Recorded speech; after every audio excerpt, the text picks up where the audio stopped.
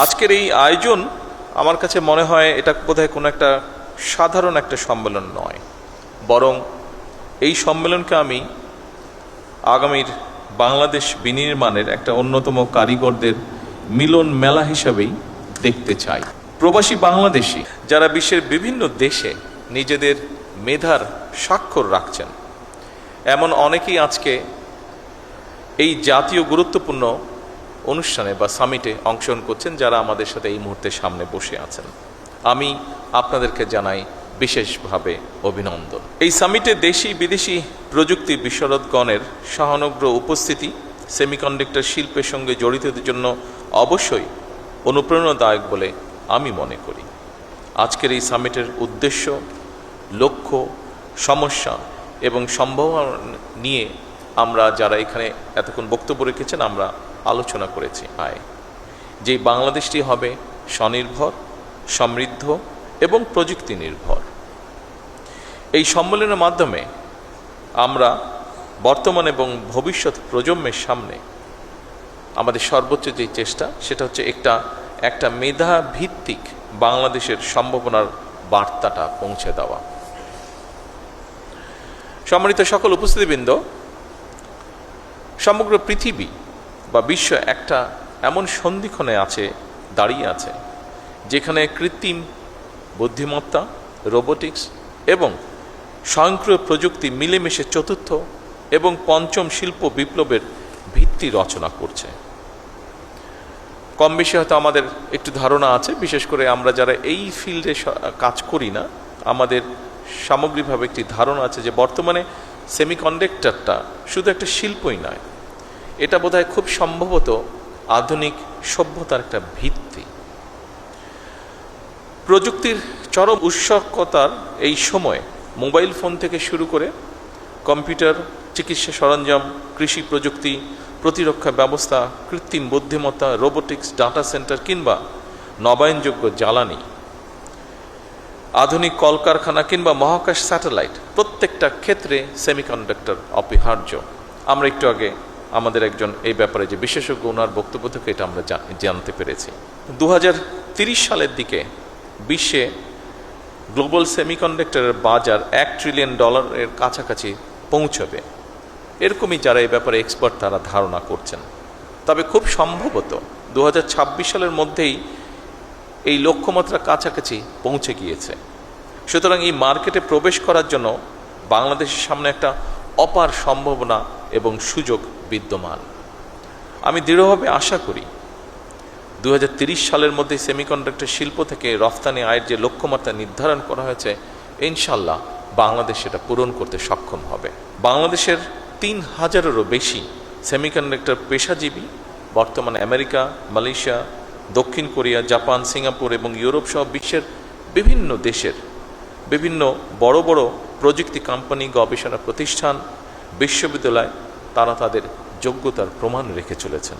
Engineer, architect, গবেষক, manager, উদ্যোক্তা হিসাবে অবদানও তারা রাখছেন। প্রবাসে বিশ্ব স্বীকৃত এই সব মেধাবীদেরকে বাংলাদেশের সমৃদ্ধির পথে আরও গভীরভাবে যুক্ত করার ব্যাপারে সরকারি বেসরকারি পর্যায় থেকে উদ্যোগ নেওয়া অত্যন্ত জরুরি। বাংলাদেশে ইতিমধ্যেই semiconductor design, verification, training, embedded system, power electronics এবং অ্যাডভান্স প্যাকেজিং এইসব ক্ষেত্রে কাজ শুরু হয়েছে। দেশের বেশ কিছু প্রতিষ্ঠান ইতিমধ্যে আন্তর্জাতিক বাজারেও প্রবেশ করেছেন। সেমিকন্ডাক্টর খাতকে সরকার একটি জাতীয় অগ্রাধিকার ভিত্তিক খাত হিসাবে আমরা বিবেচনা করছি বর্তমান সরকার।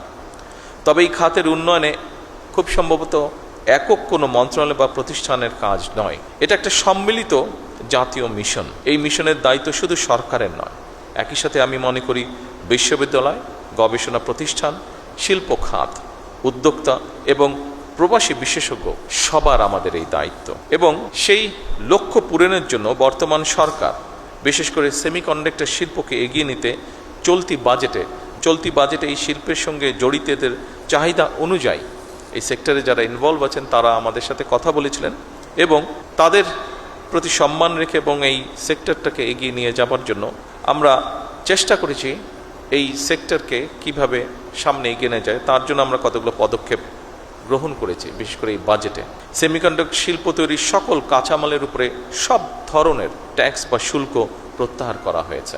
সেমিকন্ডাক্টর ডিজাইন সার্ভিসে রফতানি আয়ের উপরে নগদ ইনসেন্টিভ বা প্রণোদনা চালুর উদ্যোগও নেওয়া হয়েছে। একই সঙ্গে নতুন উদ্ভাবন বাস্তবায়নের জন্য সরকার প্রথমবারের মতন বছরে 500 কোটি টাকার স্টার্ট আপ অনুদানও রেখেছে। ইতিমধ্যে এই প্রক্রিয়াটি শুরুও হয়েছে এবং স্টার্ট আপের যে অনুদান সেটি আমরা চেষ্টা করেছি সঠিকভাবে, যতটুকু সম্ভব সঠিকভাবে আমরা বিভিন্ন জনকে উৎসাহিত করার জন্য সেটি তাদের হাতে পৌঁছেও দেওয়া হয়েছে।